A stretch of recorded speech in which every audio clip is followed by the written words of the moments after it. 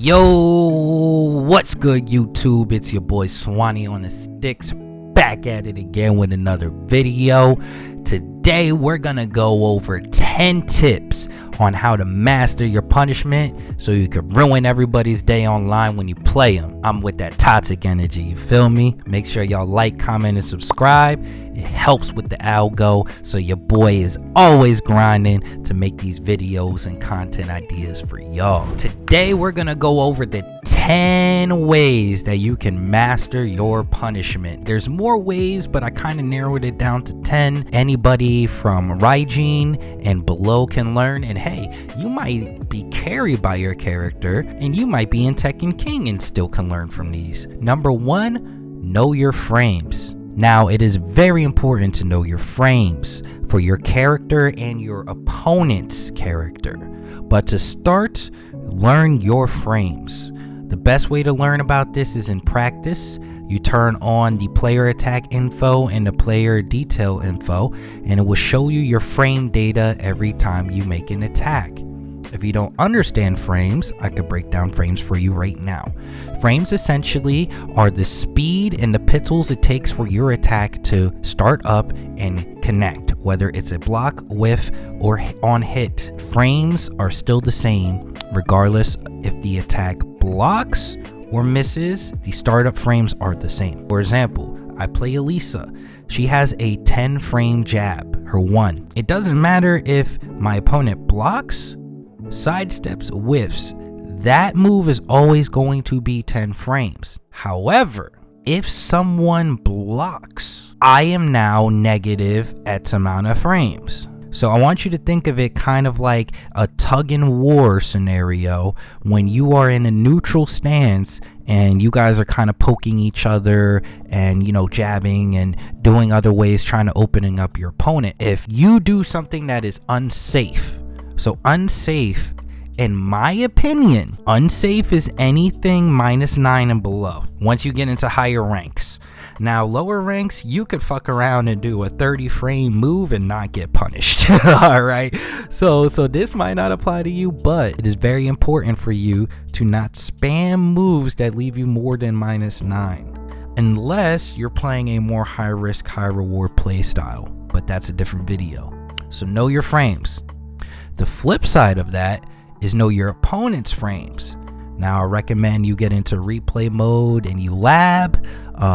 If you don't understand that, I can definitely make a video on how to lab a character that is giving you hell. Make a comment in the video and let me know if that's a good idea. But pretty much you just need to go into replay mode and you need to study the moves that were fucking you up. Pretty much, you know? Study the moves that were fucking you up, study the string, study if you could duck in the middle of that string and punish and other stuff. So that's the basic gist of knowing your frames. So we need to go ahead and learn our frames here. So go ahead and set up your attack info, and right here at the bottom you see where it says attack startup frames, frame advantage. All right, so standard jab is usually 10 frames. You see that it says 10 startup frames. That means this attack is 10 frames fast. Now when it hits and the opponent is not blocking, you see I'm +8. So that means the next attack I do is 8 frames faster than normal. Let's say that hits. I should in theory be able to immediately after that jab launch punish, right? Because my launch is 15 frames. You see what I mean? It's 15 frames. So if I'm +8, right, and this is 15 frames, that means that my hop kick is now 9 frames fast. So it should in theory beat anything that Steve tries to retaliate, even if it's a normal jab. You know what I mean? So boop, and then straight into that, and then boop, we get a full, you know, full wall combo. See that fucking damage? Insane. So that's why knowing your frames is important. Now on the flip side of that, I'm only +1 when it hits on block. So I couldn't do that because that would be risky. Could I in theory do another jab? Yes, you know, we could jab check. You know, now let me show you what it looks like when you are very negative. So we'll do crouch block. Alright, so he's gonna block this low. Let me show you. Boop. Look how negative that is. Negative 37. I'm gonna get super launched. Normal low kick. Negative 12. So as you can see, lows are very punishable. Especially hell sweeps like that. Oh my gosh, you're getting uber launched. You're getting mega launched, right? So that's why frames are important. So learn your frames, study them, master them, and I promise you, you will win just off that alone. Number 2, punish unsafe moves. Listen, y'all, I can't stand it when I'm looking over my friend's gameplay, and you know what? I do the same shit too. I'm not even gonna lie, because sometimes you just be in the heat of the moment. Sometimes I be stoned, bro. Sometimes I be on the tequila, bro. Like, you know what I'm saying? And I just don't be punishing moves that I should be punished. But listen, generally speaking, if your opponent spams a low move, let's say Brian Snake Edge. If you know Brian's about to do his Snake Edge and you block that shit, that man is negative 4 million. Okay?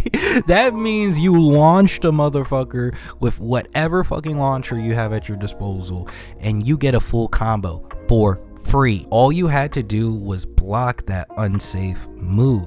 A common thing that I come across in Kishin players and Bushin players is a lot of people like to just get in your face and just mash, right?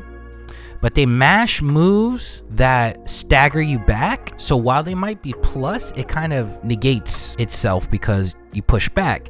Now, I play a character that has one of the best backdashes in the game, Elisa. If you stagger me back and I backdash, now I'm out of range of your retaliation, and that's a great way to punish a move as well. Those are definitely 2 ways that I recommend to punish. If they go low and you know they're going low, start ducking and start blocking. I much rather you duck and block and punish. With number 3 on the list, we're going to get into that too. Or I much rather you duck and just press a button and see what happens. A lot of people's while rising 2 is a launcher. So you see how everything kind of works in tandem here? It's all like a big concoction. What the fuck is a concoction? It's all a concoction of things that you need to do and you need to be thinking about and you need to perfect to when it becomes subconscious. That's when you're going to skyrocket your rank, and that's what I'm currently working on now as we speak. All right, number 2, punish unsafe moves. So I have the Steve bot here to go ahead and throw a low first, right?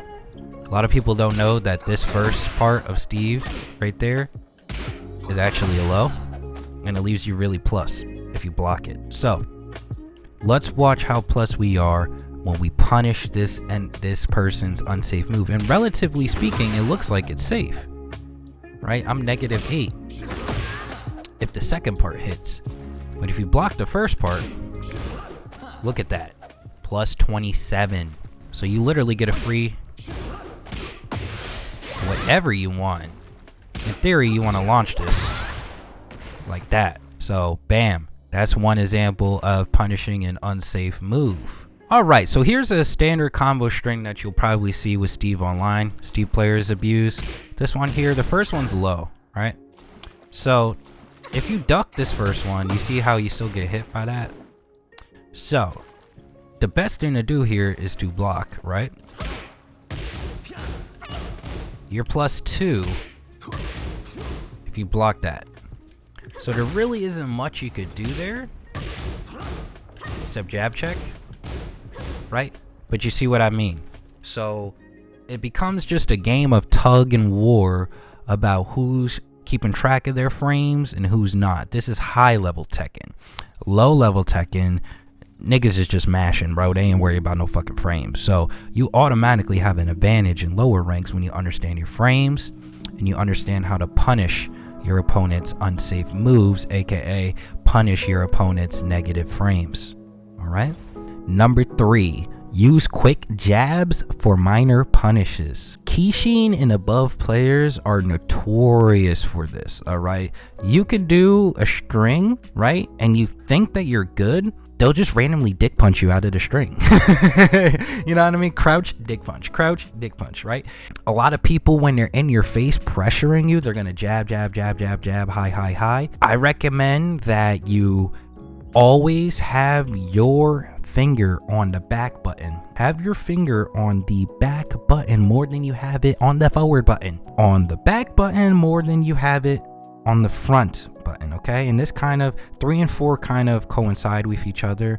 Quick jabs are great for minor punishes. It keeps people honest, keeps them at bay. If you know they're mashing and you know they did a move, this goes back to number 1. They did a move that leaves them like -3. Well, you know your jab is 10 frames and they're -3. So if they jab, their jab is essentially 13 frames. And you know they're mashing, right? So you know they're going to press their jab. Jab check them. Bow. At least it has a quick 1-1. Bow. A lot of people are playing Hiachi right now. The motherfucker got a crazy 1-1-2 and you go fucking flying across the screen. Stuff like that. That's a great way to keep people honest with just minor jab punishes. Now, as I was stating before with block and respawn, always have your finger on the back button more than you have it on the front button. But when you do block, you have 2 choices. If you know that someone is going to mash and you're not confident in getting that attack off, I recommend to block and then either duck or sidestep. If you know Dragunov is going to spam that fucking while running 2, sidestep out the way. Sidestep to the left. I don't know if it's left or right. Well, I'm pretty sure it's left. Sidestep to the left when you know that fucking while running 2 is coming. Block the first one. He's plus 4,000 frames. Don't press any other button. Just hold block. A lot of times Dragunov likes to do his hatchet kick then. If you know that his flow chart is he's going to while running to you, and then when you're guarding in plus frames, he's going to hatchet kick you, then fucking low parry it. That goes into number 7. Why do I just realized number 7 and 8 are on the list twice. We're not going to change it though. We're going to roll with it. So yeah, let's go into some examples of 3 and 4 combined in game. All right, so number 3 is punish with quick jabs. For example, we have the Steve bot. He's going to try to punish us when we hit him, but we're going to guard and we're going to punish with a quick jab like this. Right? So you can also do that in crouch. Right there, quick little dick punch, right? You're gonna catch a lot of people off guard with that. It's really abusable. Can't go wrong with the dick punch, right? Right, now Lisa, I can go like this and then immediately go into chainsaws, you know what I mean, and immediately get mitts up pressure. So that's number 3. All right, number 5, utilize whiff punishment. I would say Garyu, first red, and below. Motherfuckers is just pressing buttons, bro. They just pressing buttons in Bushin too, but listen to me. In red, they are just pressing buttons. That's all they're doing. I see people just doing strings. You're not even near them. They just start doing a string. Whiff punish the fuck out of them. When you see someone do a move in front of you and it misses, press a button and see what happens. If someone misses an attack in front of you, press a fucking button and see what happens. 9 times out of 10, when someone whiffs, you get a launcher. So learn your launchers. That kind of leads into number 6. So we could do 5 and 6 together. You know, perfect your punish combos. This is something that I'm currently working on right now that I'm kind of having trouble with in the heat of the moment. But I'm getting better due to labbing and understanding and recognizing the windows to punish, right? So when let's say someone whiffs in front of you and you launch them, how many times have you launched someone and dropped your fucking combo? Yeah, I know it's over 100 times because my ass has done it multiple times. In fact, I was playing earlier today and I dropped my combo and I would have won. I would have closed out the set and my ass dropped the combo and immediately got rage arted And I pressed because I dropped the combo thinking that I was going to continue the combo by just spamming the string afterwards as if it landed, and I got rage arted and I lost the set, you know? And that also made me get off Tekken for about 10 minutes.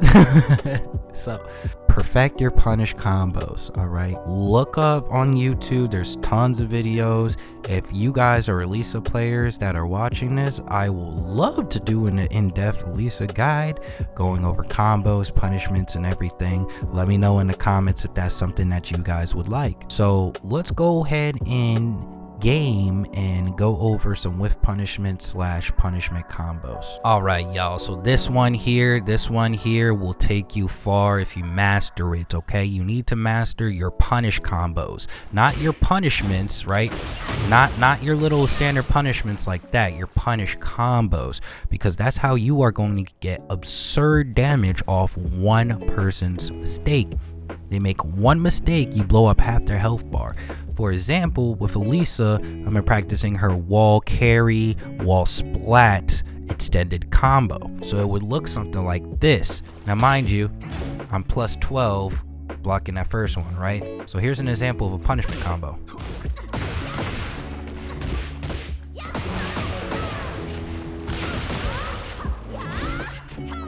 Right? So there you go.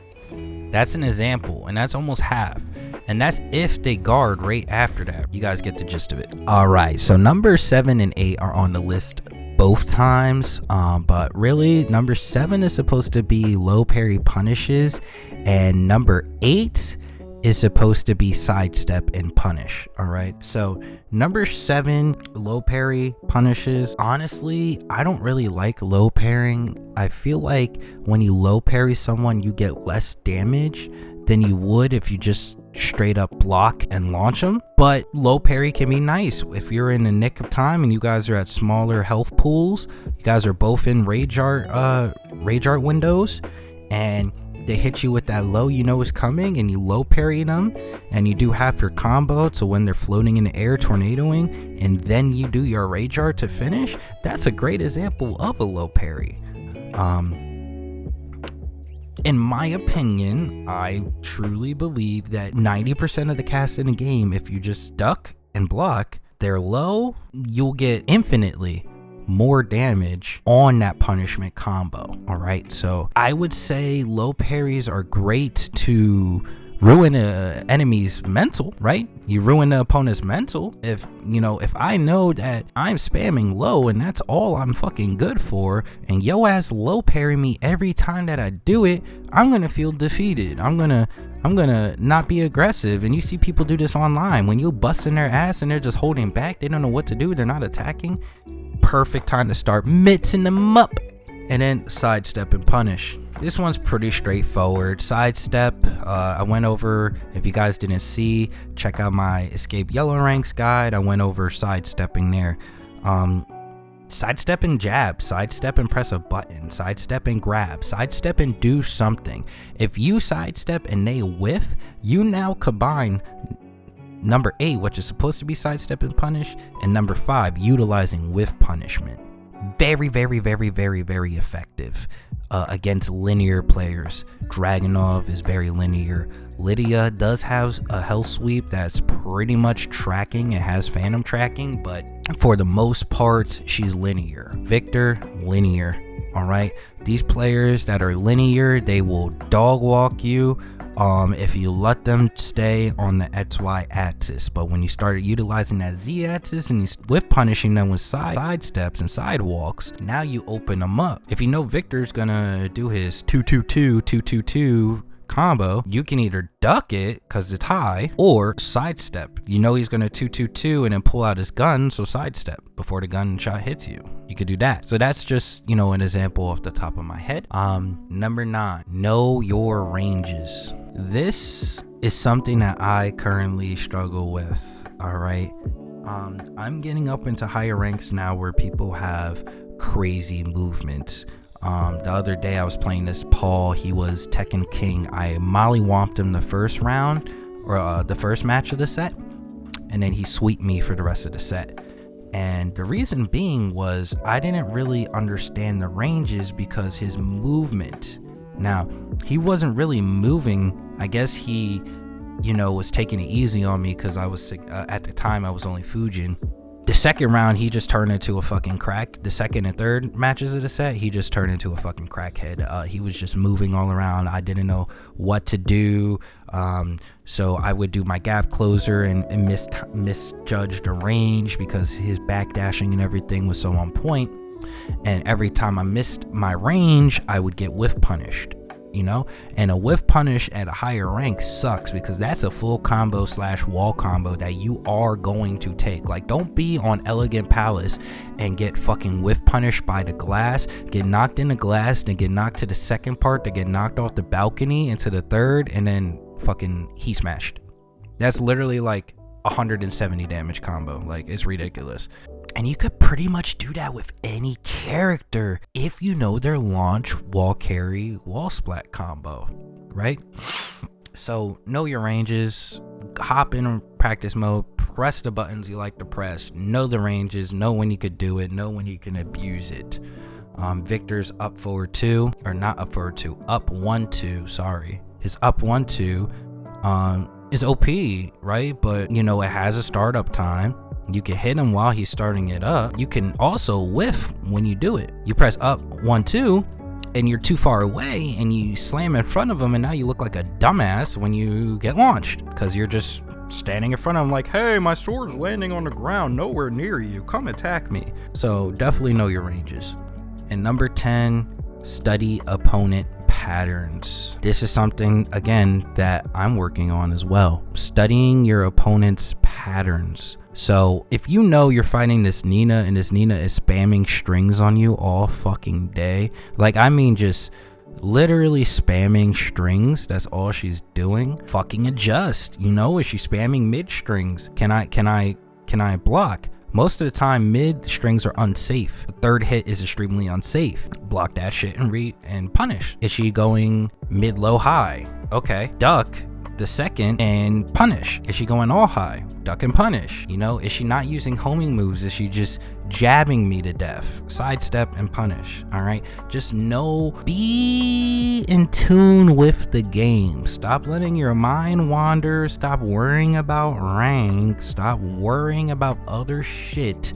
Just focus on smashing this motherfucker that's in front of you. Study your opponent's patterns. Pattern recognition is very huge when it comes to Tekken in general, okay? If your opponent is doing X, there is always a solution Y. And most of the time, it's Z axis. You see what I did there? But anyway, this encompasses the 10 things that you need to master punishment, all right? Master these 10 things that I went over today, and I promise you're going to see leaps and bounds in your gameplay and improve dramatically. That being said, it's time to head out of here. Your boy Swanee is done. Make sure y'all like, comment, and subscribe for the algo, and show some love to your boy. Stay tuned for the next one.